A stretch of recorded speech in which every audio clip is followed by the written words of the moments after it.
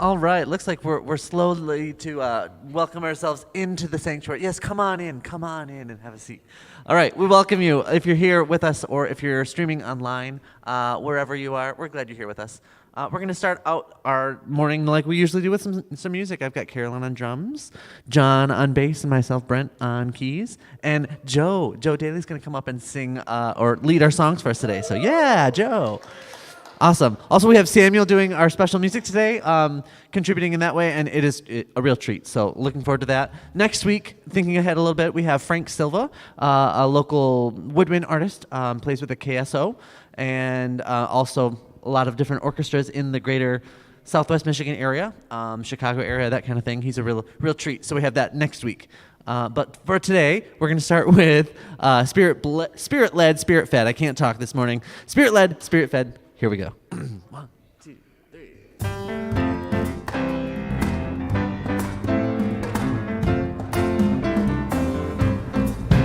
I am spirit-led, spirit-fed.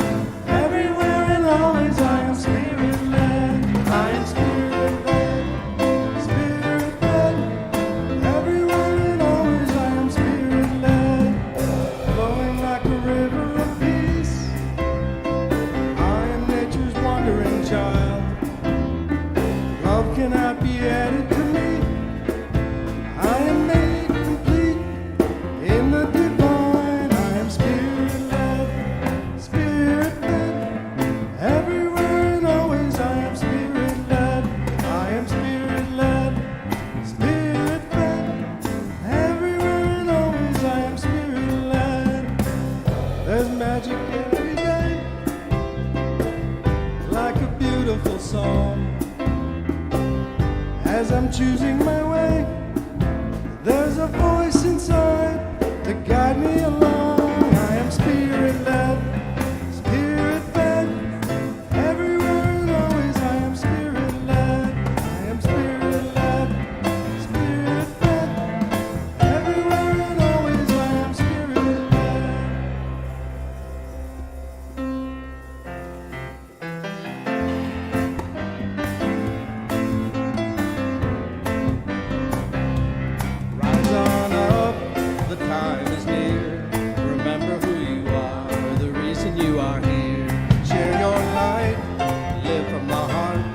Illuminate the world, you can do your part.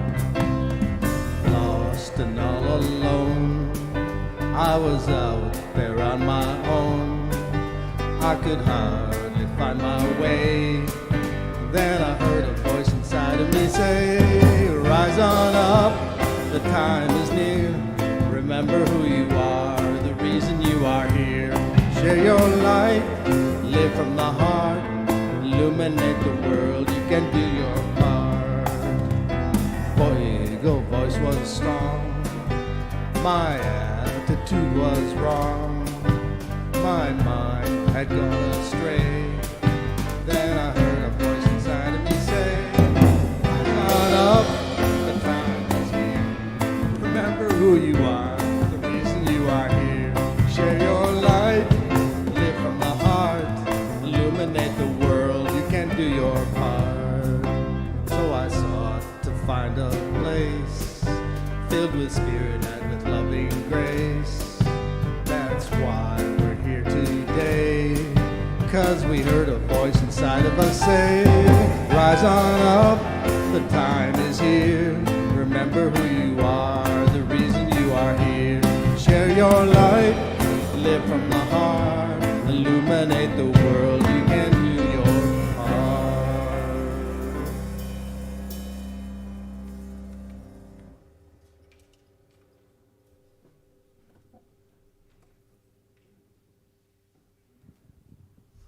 Now, shifting gears slightly, I'm also your platform person. I could make a joke about switching hats, something like that, but I'm not gonna. So, I'm Joe Daly, your platform person for today. Thank you for all of those who are helping make today's service a possibility, which is hospitality, ushers, come on, you can say this with me, script, bookstore, streaming, sound, PowerPoint, our youth leaders, and of course, our wonderful music team. Carolyn, John, and Brent. So if this is your first time joining us, card that you could find in the pockets in front of you, and if you fill that out and return it after the service, we have a gift for you. So announcements. Today, Brett Kuhn is our speaker, and the subject of his talk is a cause for mistaken identity, and I believe he has another message for us. Yeah. Now? Okay, I'm sorry. I've got a retreat going on in Bali, February 15th through the 24th, and we're only taking 12 people. It's going to be a spectacular retreat. My business partner, she used to live in Bali. She speaks the language. She knows the lay of the land. It's just really gorgeous where we're going. So if it calls to you, you can reach out to me. I think it's going to be added to our link, to the link for Unity of Kalamazoo as well. But if you want further information, just let me know. Thank you. Thank you, Brett. So following service today, the Unity and Community team will be meeting. Everyone is welcome. And where are we meeting? Just upstairs in the fellowship hall. Currently, we are collecting as a church for Ministry with Community and the annual underwear drive. Not just underwear, but gloves, hats, sweatshirts, sweatpants, and thermal undergarments. Side note, they don't need socks this year. And the collection goes until next December, which is next Sunday.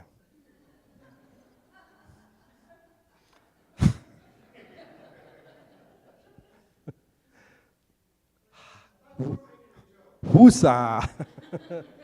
So, this Tuesday is Giving Tuesday. Take time to give to those places that speak to you, and perhaps Unity is one of those. And on this Wednesday at 11 a.m., the hanging of the greens will happen. And I've been talking to the one person who's already signed up on that list, and he does not want to be alone. So if you could help him out, that would be greatly appreciated. I'll be out of town. We have another volunteer opportunity Tuesday, December 5th at 11:30. If you've been to our Christmas Eve candle lighting service, there's always a candle and it's wrapped with a little message. Those messages need to be put on there by people. And so at 11:30 on this Tuesday, December 5th, come help do that. On December 13th at 6 p.m., the DEI team will be hosting another movie night. And this is part 3 of the 1619 project, and it celebrates the origins of black music. And on Thursday, December 14th at 6 p.m., we will be hosting another Blue Christmas, a service of remembrance. Service is open to all, but especially to those who may be struggling with the loss during this holiday season. And in case you weren't at choir last Monday, practice is going to be moved up a half an hour. So show up at 5, please. Say it again? 5 to 6, yes, instead of the usual times. That's a lot of stuff. Stay connected through the e-zine and the website. And if you could join me in our mission statement. As an all-inclusive community, we awaken to spirit, grow into our souls, and build a better world. We celebrate a world of ever-awakening consciousness, abundance, peace, and love for all, and our core values. Love, authenticity, stewardship, oneness, and playfulness, and our land and labor acknowledgement. Our spiritual community pays reverence and respect to all Black, Indigenous, and people of color whose lands and labor were forcibly taken. We pledge to actively dismantle racism, discrimination, and oppression in any form. And we're going to hold space for youth ministry. So rub your hands together. Get some energy going. As you go your way, know that you are loved, special, and important to us.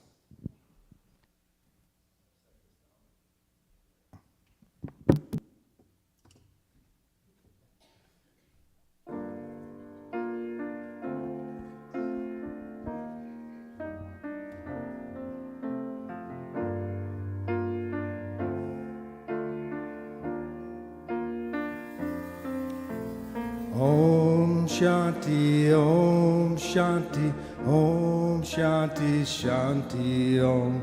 Om Shanti, Om Shanti, Om Shanti, Shanti, Om.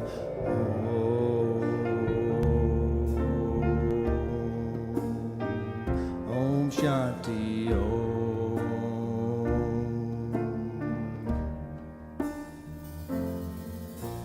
Peace inside my mind, God, and only God is moving me. Peace inside my mind, God, and only God I live to see. Om Shanti, Om Shanti, Om Shanti, Shanti, Om. Om Shanti, Om Shanti, Om Shanti, Shanti, Om.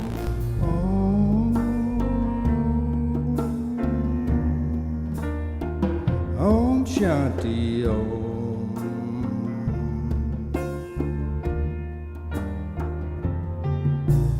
Peace inside my heart, God, and only God is moving me. Peace inside my heart, God, and only God I live to see. Om Shanti, Om Shanti, Om Shanti, Shanti, Om. Om Shanti, Om Shanti, Om Shanti, Shanti, Om.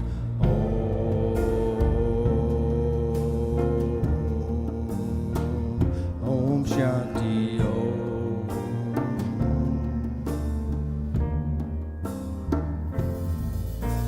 Peace inside the earth, God, and only God is moving me.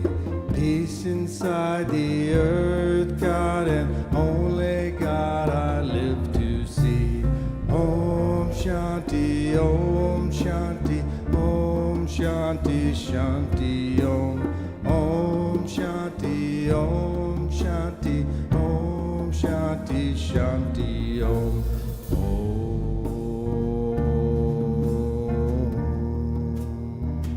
Om Shanti, Om. Om Shanti, Om.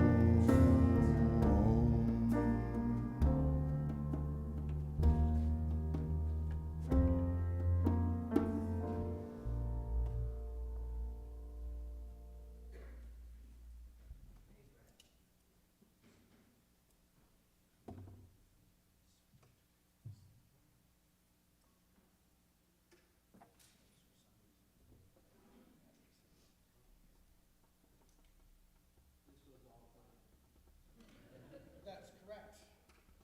I always like making these unannounced changes. I think you should have had Joey with you. Well, I didn't want him to show me up that much, you know.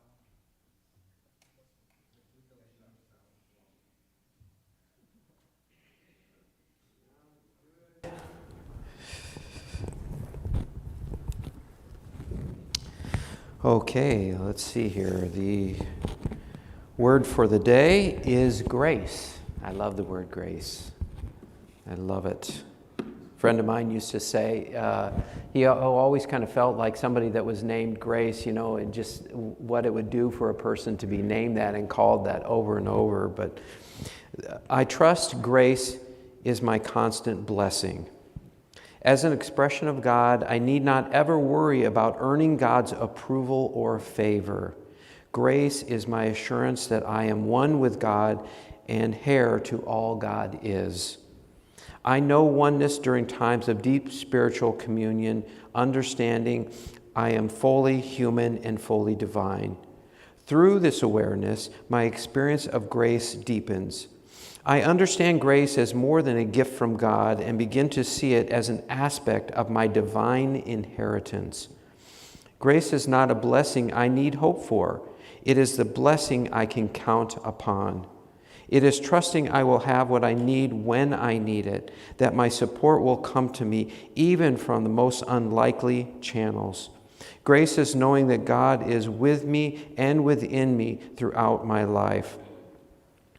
And from Ephesians 2, verse 8, for by grace you have been saved through faith, and this is not your own doing, it is the gift of God.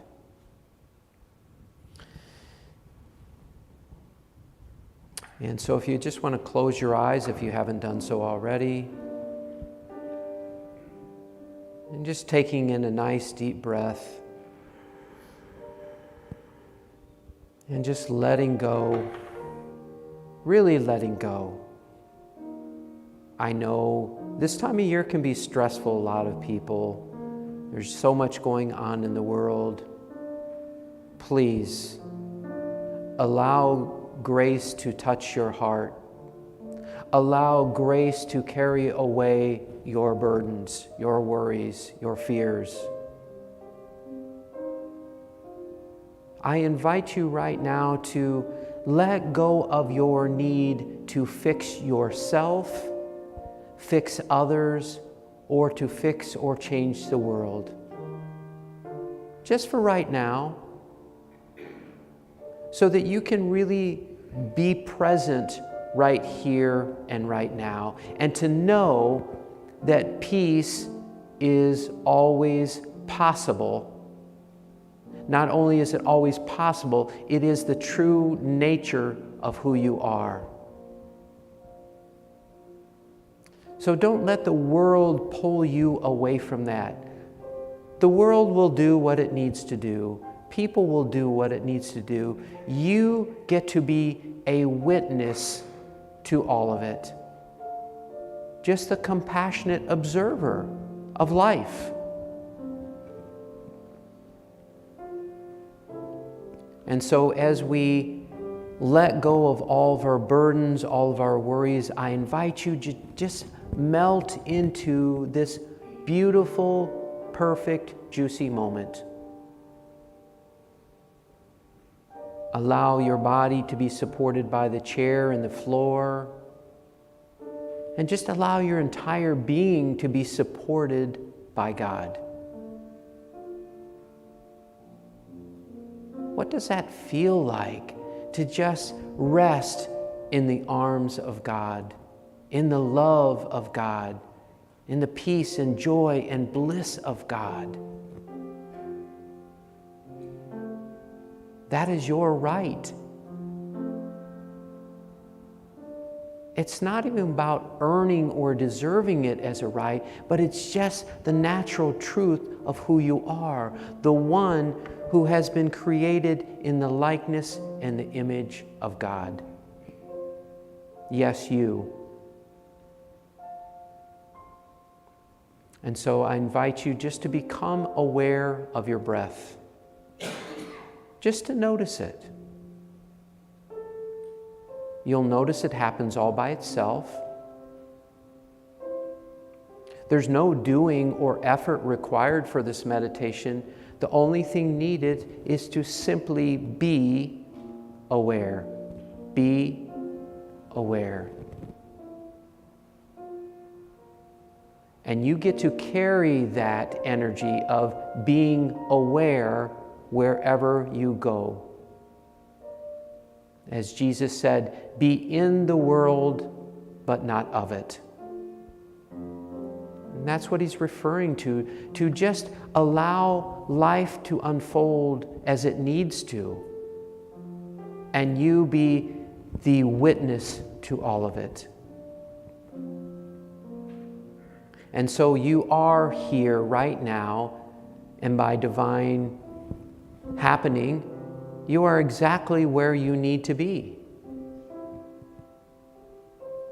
And you can say that's true all the time, actually, even though your mind might try to convince you that's not the truth.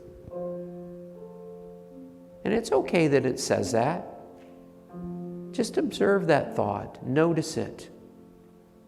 But don't let it pull you into the drama of life, because life can offer a lot of drama if we fight against it. So the invitation from me to you this day is to Be gentle and compassionate with yourself. Know that you are doing your best. And it is enough. And you are enough. And God is not judging you. God is simply loving you and offering you grace always. Namaste.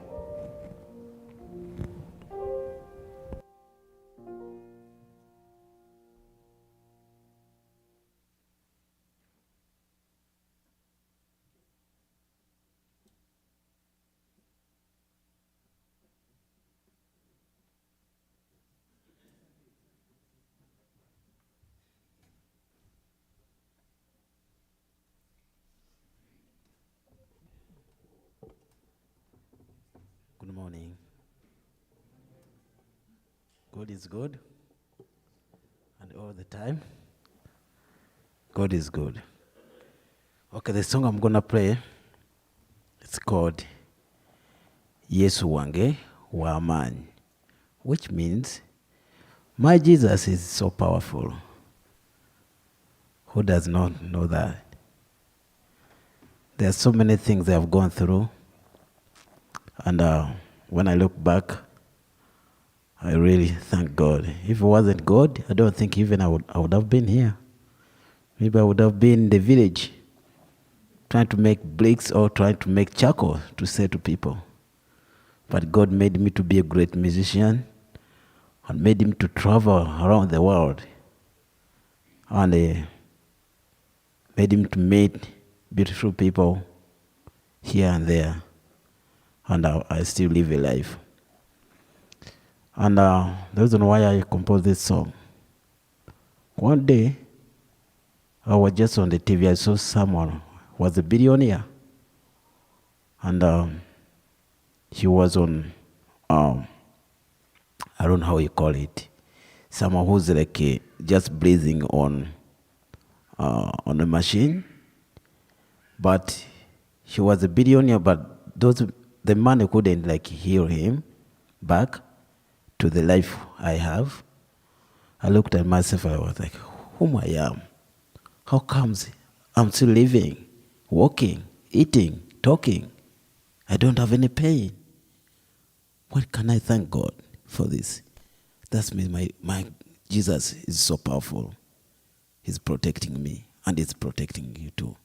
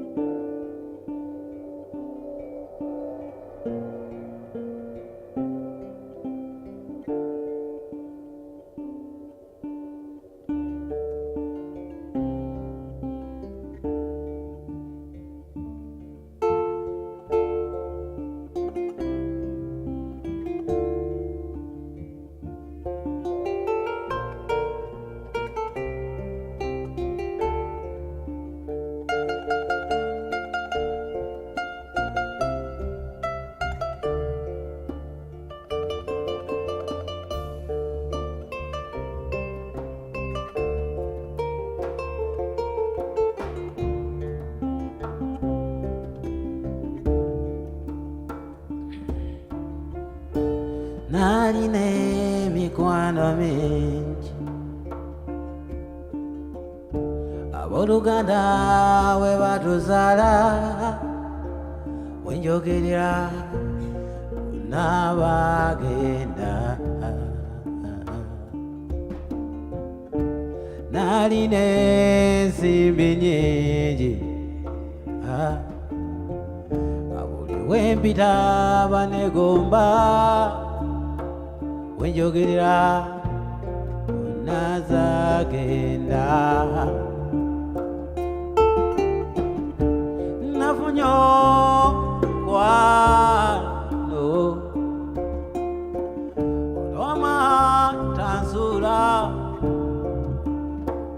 wemwagalira abaho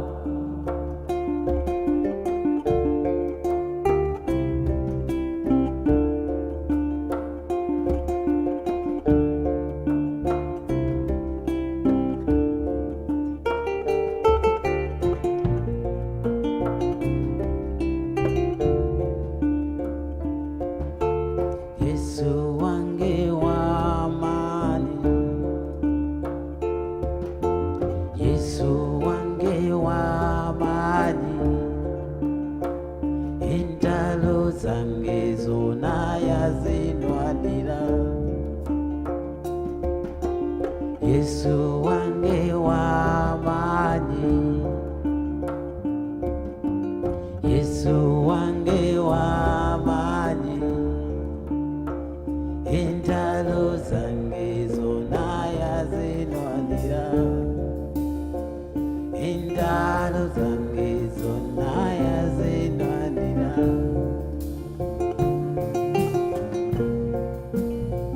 Wamani,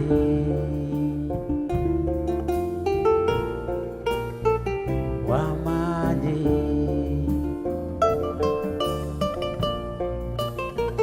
wamani. I always tell you to sing this for me. Can you say wamani? 1, 2, 3, and we go.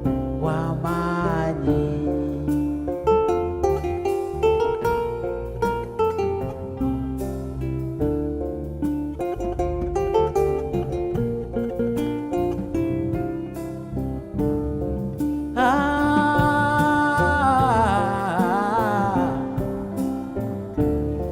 Oh no, Yesu wensiza.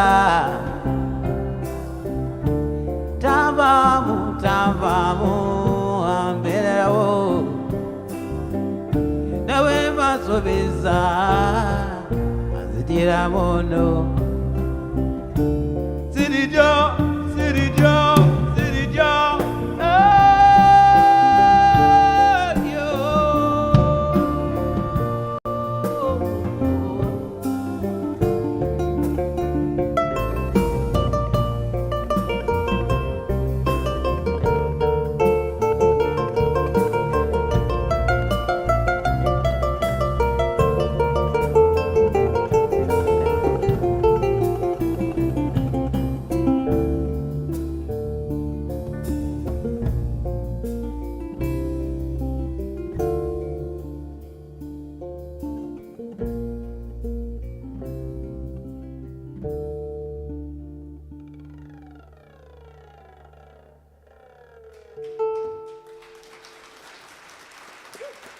Thank you.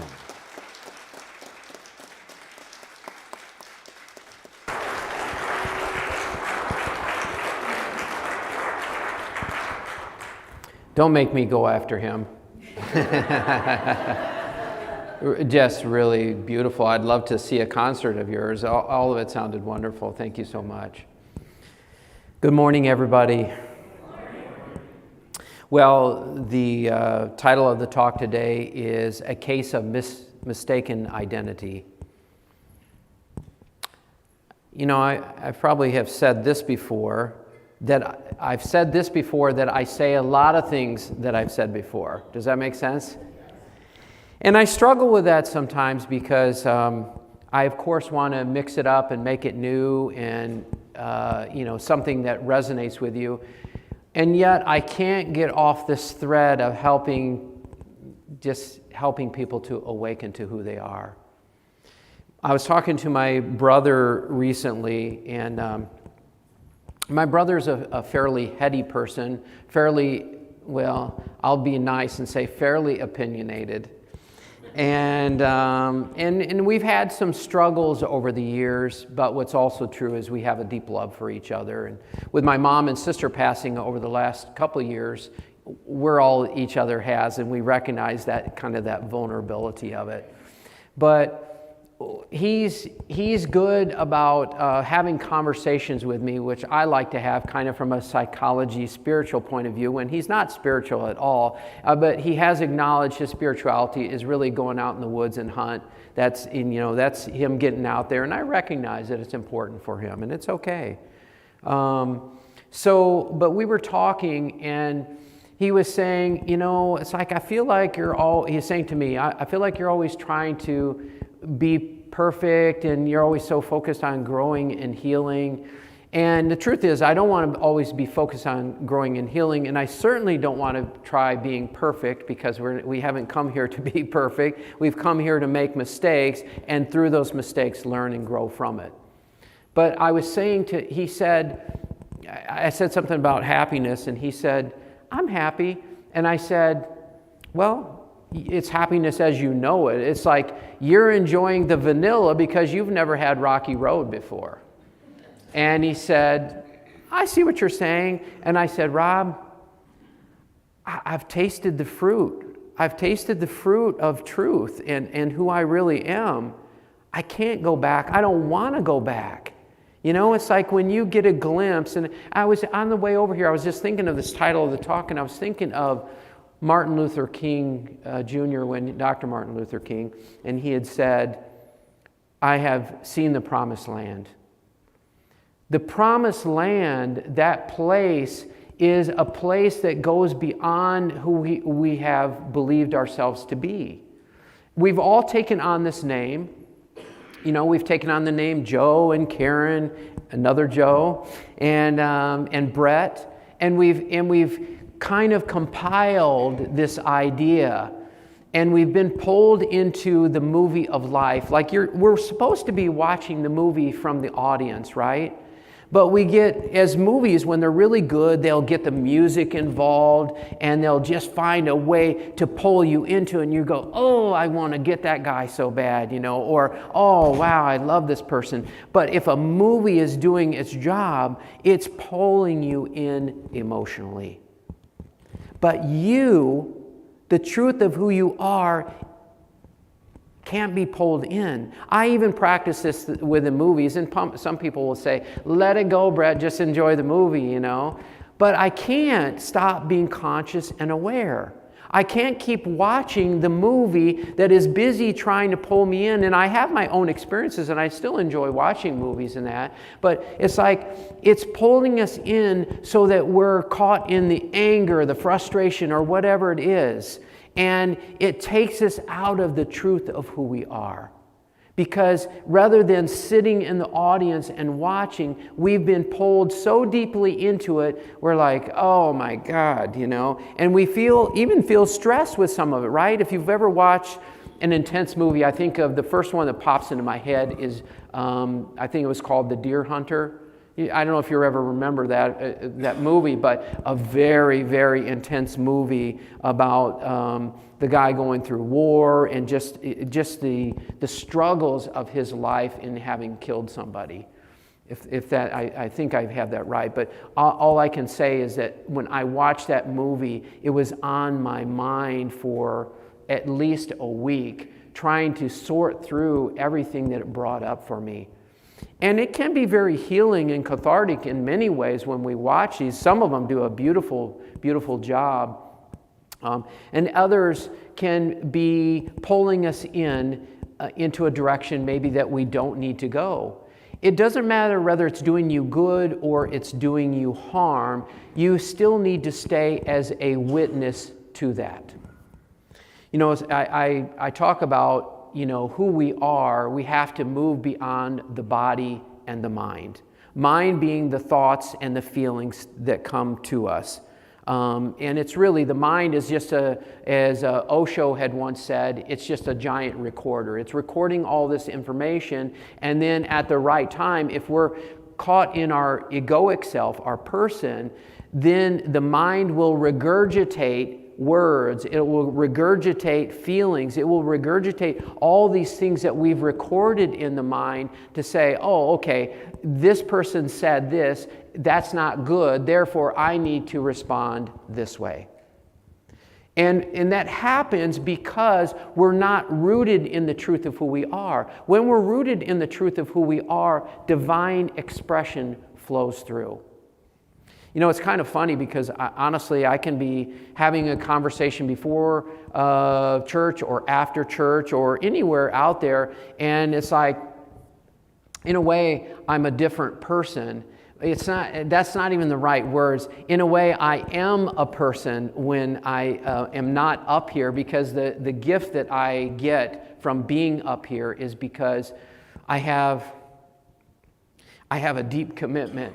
I have a deep commitment to serve. I have a deep commitment to discover the truth of who I am and live from that place. And it's that commitment that I feel God's grace come through, and the words that need to be shared are shared. But then when I leave this room, it will be like, what was that? And, and then I'll be doing my ego thing in different ways. And it's like, was that the same person speaking up there, or who is this? No, it's really not, because I'm rooted in my person a lot of times, although it's less and less than it used to be. So what's been going on for me lately is the reason I've been having this talk that I've been going around talking about a case of mistaken identity is because, in January it'll be 32 years for me meditating, and it's taken me to some places of really recognizing things that I couldn't know before. In fact, I was seeing a healer friend of mine, and she was just really good. She just literally heard Spirit, the word Spirit was giving her, and she told me one day that I only knew myself by 2% of who I was, and I was, can I say the word pissed? I was pissed because I'm like, what? I've done all this work, I've done all these workshops, I've read all these books. You're telling me I only know 2% of who I am? I felt angry. It wasn't really at her, but just the thought that might be true. And I can look back and say unequivocally that was true, because I really had no idea of who I was.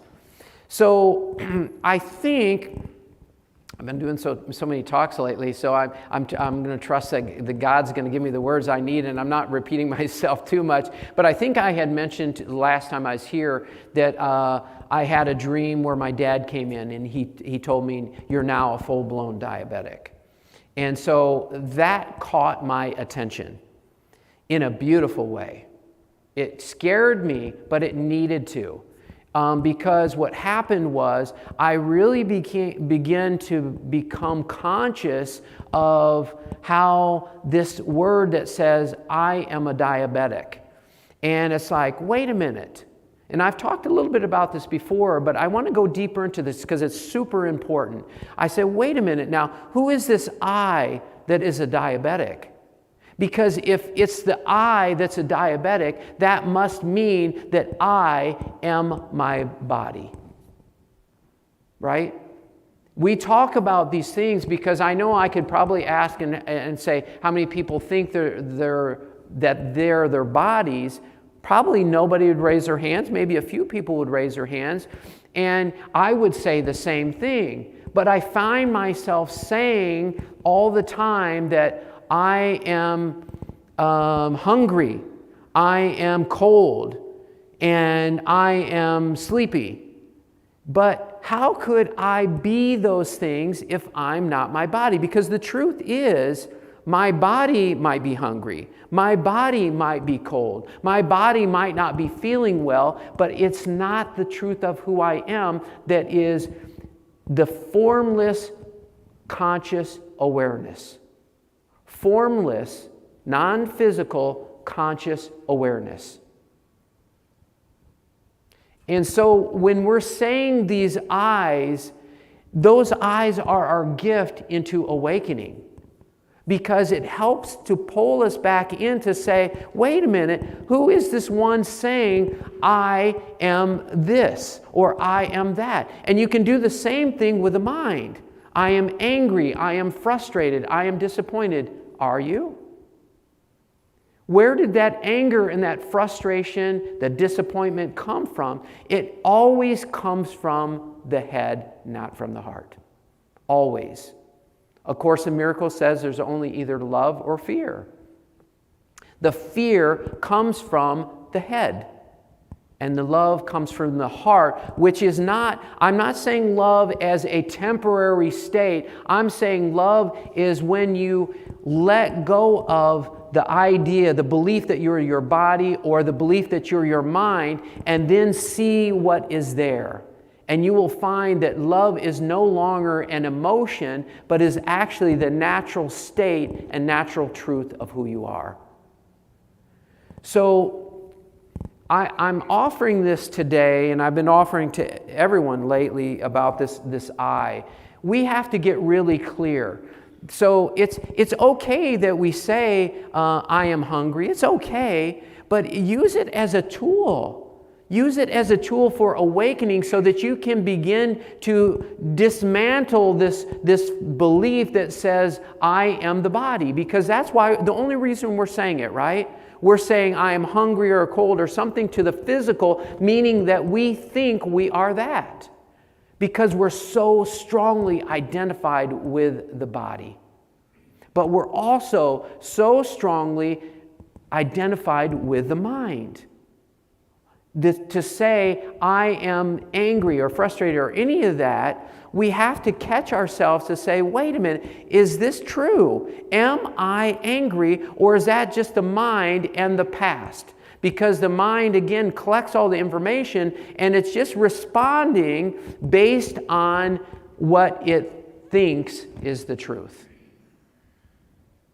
So, does everybody see that? Because it's so important. You have an opportunity, like here is all. Actually, when we think about choices, we think we're the one making all the choices. But who is really making all the choices? We say, oh, okay, what should I do here?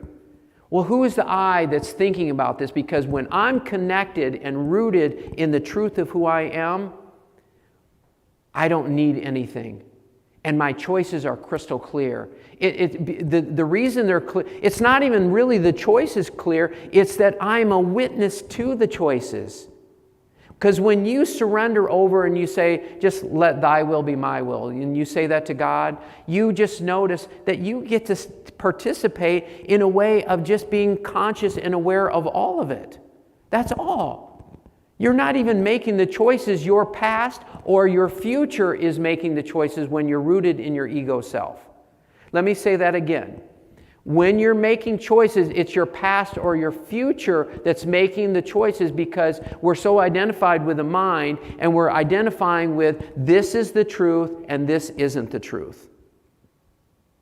But we have to move beyond what we believe the truth to be, because if you have an opinion of what the truth is, that is going to keep you from awakening. It'll keep you from peace. It'll keep you from the freedom and truth of who you are.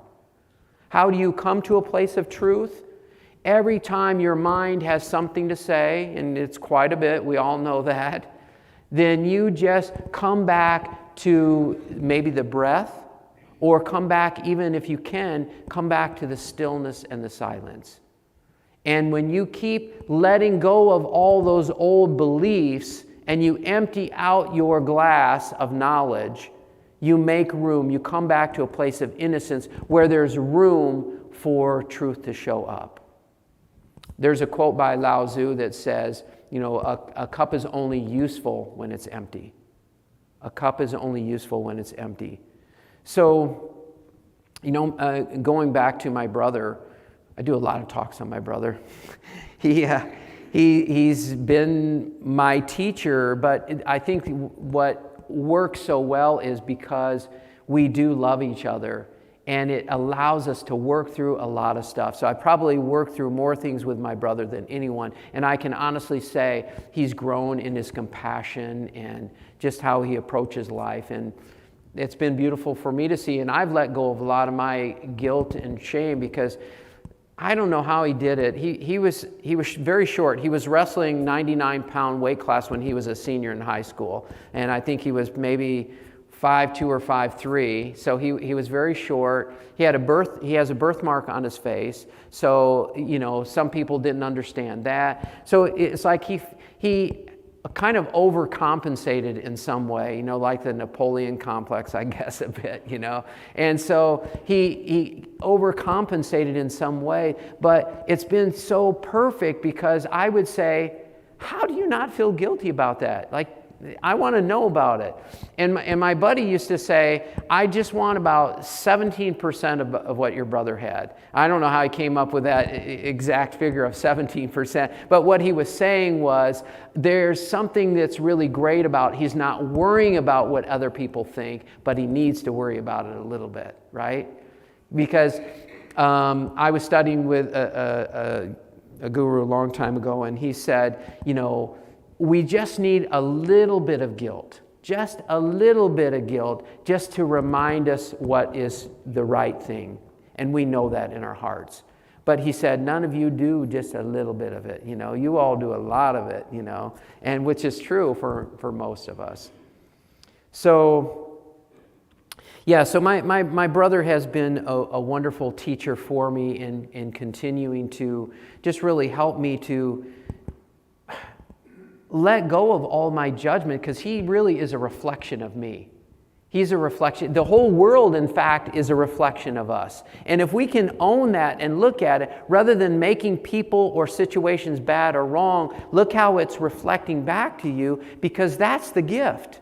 It's the gift that even though we feel challenged by it, it's the thing that helps us to see where we're out of sorts, where we're not in alignment with Spirit. And so Spirit will keep hammering us.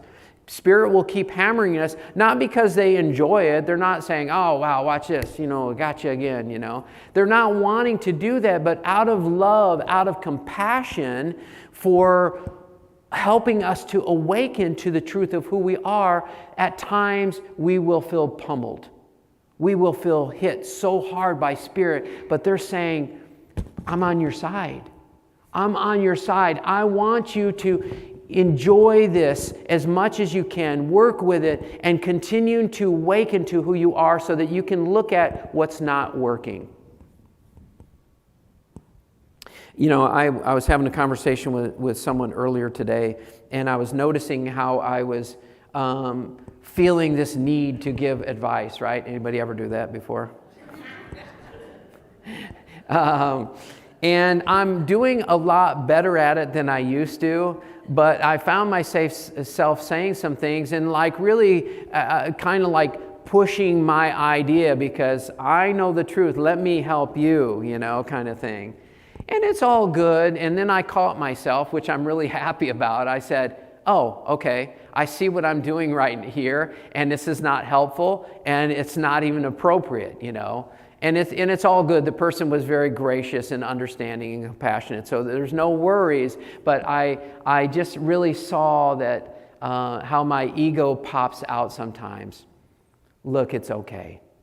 It's okay. Really, what I would say, if any of you are into numerology, I'm a 24/6, and in the kind of the shadow side and the dark side are vision and acceptance. Vision and acceptance.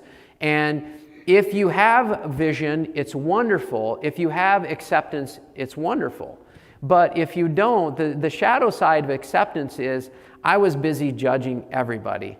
I had a mom that was, I always feel like when I talk about my mom, she pops in on me. So I always say, I know it's changed, but in any case, my mom was very critical of people, and she worried a lot about what other people thought. And she gave me that gift, and so I would say to people when I was up speaking sometimes, I would say, I'm a professional judger, please don't try this at home. And really, please don't try it at home. But on the good side of that, on the love, the light side of that, it's taught me to have so much compassion for myself and others. It really has. And I'm so grateful for that. So I feel like I want to leave you with this. You're going to make mistakes. And it's not even actually you making the mistakes. You are the one that is a witness to the mistakes. You're the one that is watching the person walking around saying stupid things or whatever it is, or angry things or whatever. But you get to be the witness of that. You get to be the witness of that. And so be gentle with yourself. The more you connect with this compassionate witness, you can watch all of it, and you don't need to try getting rid of the thoughts or the experiences, because let's face it, when something happens, we're busy like, how do I get out of this situation? That's what our prayers are. Our prayers are like, help me get out of this, or help me to get rid of it. Don't do it. I invite you to just say, how do I embrace this? How do I be in my heart and be grateful for this? Because even though it's brought up my frustrations and my angst and my anxiety, help me to just be a witness to that and not try to push it away. That's where you find peace. That's where you find peace. So, there's a place that is really, you can't describe it by words. The truth of who we are cannot be described by words, because it's an experience. It's a place where there is silence. It's a place where there is stillness. It's a place where the world is perfect the way it is. You don't need one single thing to be different about it. That is who you are. And of course, I do my best to allow words to come through to help us to connect with that. And so the more we can connect with that, the more we can see that we have fallen prey to this illusion of who we have believed ourselves to be. And it's okay, because that's the game of life, right? We come into this world, we're born, we get this name, and we get an assignment to life and all of our experiences, and we become somebody. I'm inviting you to become nobody. I'm inviting you to let go of needing to be somebody, because you don't need to prove yourself to God. You don't need to prove yourself to anybody. God does not need you to do something spectacular to earn your way back to the truth that you already are. There's nothing you need to do. You don't need to read one more single book. You don't need to gain more knowledge. And this was something I was going to say about my brother. My brother is a highly intelligent person. And if you ask a question and if he doesn't know the answer, he will Google it up. That's all fine. There's nothing wrong with that, but you can be the most intelligent person in the world. That doesn't give you one single step closer to the truth of who you are. Let me say that again. You can learn, you can be the most intelligent person in the world. It doesn't get you one closer to God or the truth of who you are. Why? Because it's not about what you know, it's about the pure beingness and awareness of who you are. I'm not saying you can't go out and learn. There's certain things we need to learn, to do projects around the house or whatever. That's fine. But if you're collecting information, you're going to be trying to become more intelligent, it will never take you home. And sometimes it makes it more challenging, quite frankly. Because when you get so knowledgeable, so intelligent, a person can really identify with that. And that's what's happened with my brother. But my brother's a good guy, and I love him to death. So I don't even like that quote, love him to death. I don't know what that's. I just realized that. So I feel like that's about it for me. I want to leave you, just be gentle and compassionate with yourself. Watch the person. Watch the ego self. Just be a witness to it. And it'll take you closer and closer to who you are. And be aware of the eyes. Your mind might think, yeah, I know I'm not my body, I'm not my mind. But until you move past the concept and there's an actual knowing, and then beyond a belief, beyond the knowing, there's actually the realization of that truth. And probably most in here have heard the term self-realization. It means that you have actually manifested the truth.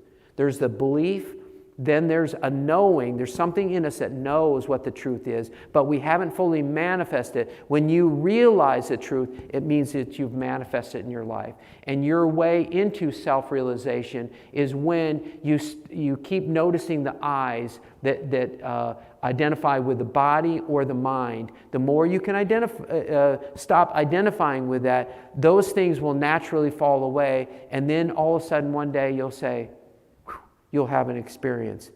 It may be brief for a moment, but eventually you'll stay rooted in that truth. I love coming here, and I appreciate you guys. If anybody has any questions afterwards, please feel free to contact me. Thank you so much. Thank you.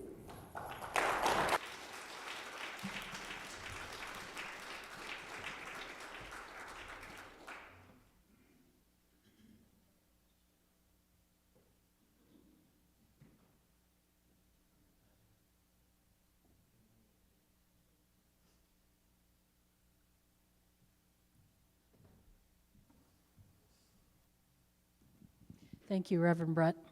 I appreciate you for being here. I had someone ask online streaming what Samuel's instrument was, so I wanted to answer that person online and tell them it is a dongu. A dongu. Okay, so if you're still online, it's a dongu. And thank you, Samuel, for being here. We appreciate you. My name is Karen Weller. I'm president of the board. And if you would please join me in our board affirmation. My mind is steady, unwavering in spiritual strength. And as the ushers come forward, it's now time to take out our love offerings and tithes. And I would also invite those that are at home watching.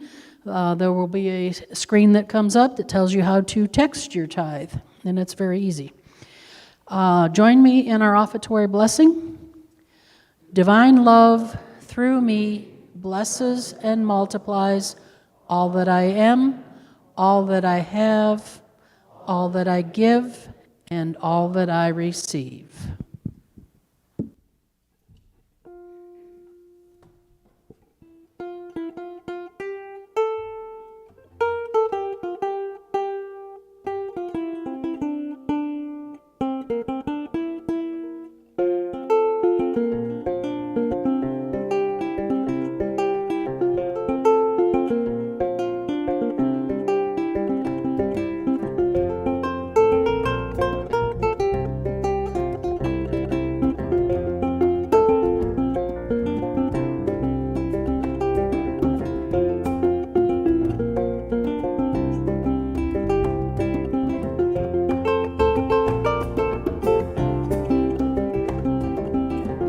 Okuva we natandika omusinza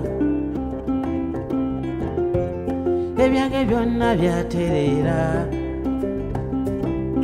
labija lyakaaba sikyakaaba labija lyadaaga sikyadaaga buli wempita banegomba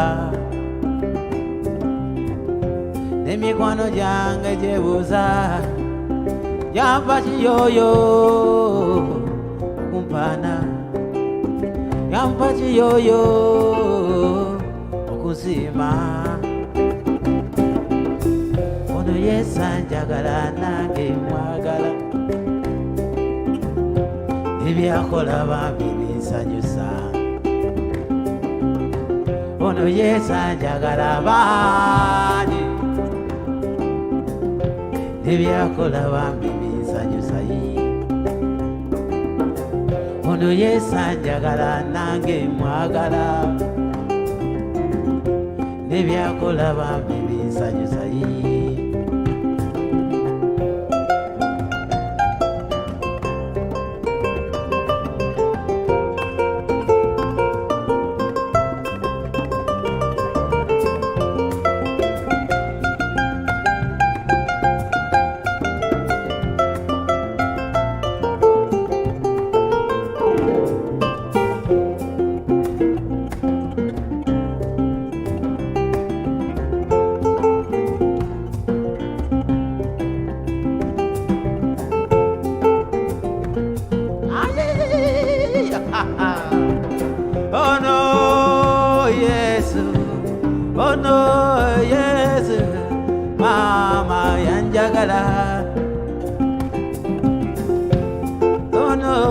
Yesu, oh no Yesu, mama yanjagala. Yes anjagala, nawa kwagala, yomwa mwagala. Yes anjagala, nawa kwagala, yomwa mwagala.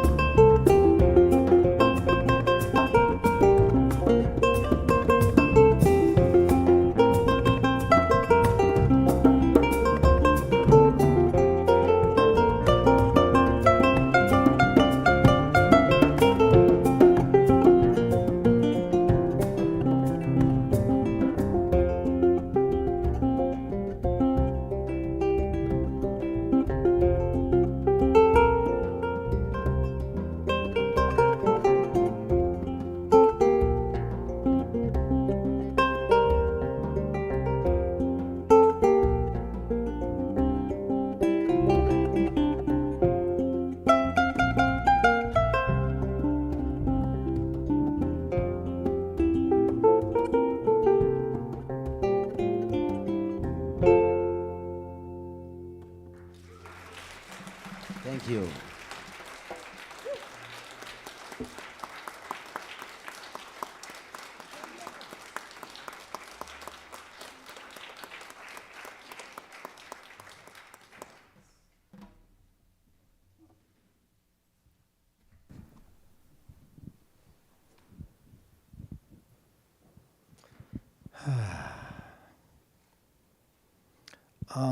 Thank you, Samuel.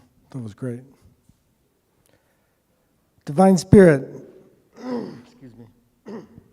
Divine Spirit, we take this time to be aware and grateful of all our many blessings. Our tithes and love offerings are given with gratitude and love for our church community in order that we may continue our work here in Kalamazoo. We thank all who gave today and throughout the week, and we pray that the Christ light continues to shine brightly in each of our hearts, and that light goes forward to surround our nation and our world in the warm glow of oneness and peace. We send love and light to our Jewish friends and Palestinian friends who are caught in the middle of a harsh conflict. And while we come from many pathways, our hearts are all one with God. Amen. So as we bring the service to a close, if you could stand, and we'll say our prayer for protection. The light of God surrounds us, the love of God enfolds us, the power of God protects us, the presence of God watches over us.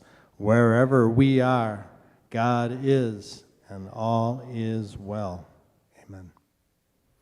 And for the peace song, if you feel comfortable to do so, hold hands with your neighbor or neighbors. If you'd like to be otherwise, put your hands over your heart and connect within. Let there be peace on earth, and let it begin with me. Let there be peace on earth, the peace that was meant to be, with God as creator, family all are we. Let me walk with my family in perfect harmony. Let peace begin with me. Let this be the moment now.